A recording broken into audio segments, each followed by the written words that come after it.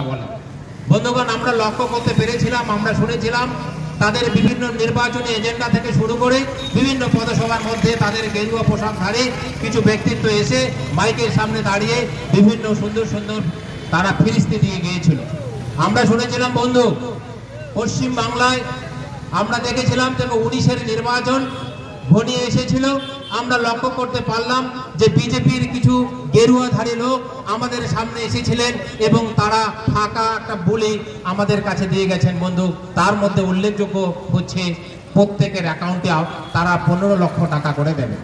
বন্ধুগণ, আমরা 9 মাইল এলাকার বসবাসকারী সাধারণ মানুষ, খেটে খাওয়া সাধারণ জনগণ, আমরা ভেবেছিলাম যে এবার মোদী সরকার যে প্রতিশ্রুতি দিয়ে গেছে লোকসভা নির্বাচনের প্রাক মুহূর্তে হয়তো বা লোকসভা ভোটে যদি ভোটটা তাকে দিতে পারে তাহলে হয়তো প্রত্যেকের অ্যাকাউন্টে আমরা 15 লক্ষ করে টাকা পাবো।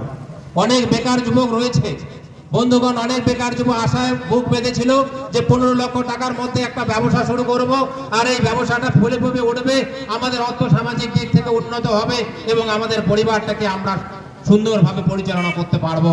এইরকম একটা ধ্যান ধারণা 9 মাইল এলাকার অনেক লোকের, অনেক যুবকের, অনেক বাবা মার আশা আকাঙ্ক্ষা ছিল বন্ধু। আমরা স্বভাবত কি দেখলাম, নির্বাচনের বৈতরণী পার হয়ে গেল, সবাই ব্যাংকের মধ্যে ছুটে গেলেন। মোদী সরকারের ডিক্লারেশন ওয়াইজ সবাই কিন্তু একটা শূন্য ব্যালেন্স করে দিলেন এবং শুধু শূন্য ব্যালেন্স বললে তো হয় না, ব্যাংকের বিভিন্ন রকম প্রক্রিয়ার মধ্য দিয়ে আমাদেরকে যেতে হয়, বিভিন্ন রকম কাগজপত্র জেরক্স করতে হয়।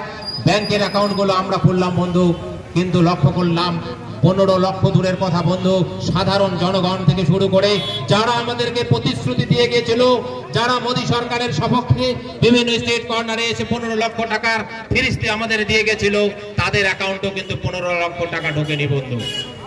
আমরা আশাহত হয়ে গেলাম, আমরা দেখলাম যে না, 15 লক্ষ টাকা তো আমাদের ঢোকেনি। আবার একটা আশার মধ্যে বুক বাঁধলাম, তারা কিন্তু তখনই 15 লক্ষ টাকার সঙ্গে সঙ্গে বলেছিল 2 কোটি বেকারের একটা টাকা দিয়ে দেবে, চাকরি দেবে বন্ধু। আমরা যারা শিক্ষিত সমাজ ব্যবস্থা, যারা শিক্ষা গ্রহণ করতে পেরেছি, বামফ্রন্টের আমল থেকে ভেঙে যাওয়া, চূড়াচূর্ণ হয়ে যাওয়া শিক্ষা ব্যবস্থাকে মমতা বন্দ্যোপাধ্যায় যেটা স্টোর করেছিলেন, আমরা রেস্টোর হয়েছি, শিক্ষা ব্যবস্থা উন্নয়ন হয়েছে, মানুষের ঘরে ঘরে সুশিক্ষিত ছেলেমেয়ের জন্ম হয়েছে, তারা এখন অনেক রয়েছে, MA পাস BA পাস ছেলে রয়েছে, শিক্ষায় সুশিক্ষিত হয়েছে। এইরকম ছেলেমেয়েরা কিন্তু ভাবলো যে 2 কোটি বেকার যুবকের চাকরি মোদী সরকার দিতে চেয়েছে বন্ধু। কিন্তু বন্ধু, আমরা অনেক আশা করেছিলাম, বিভিন্ন ভাবে পরীক্ষা দিয়েছিলাম।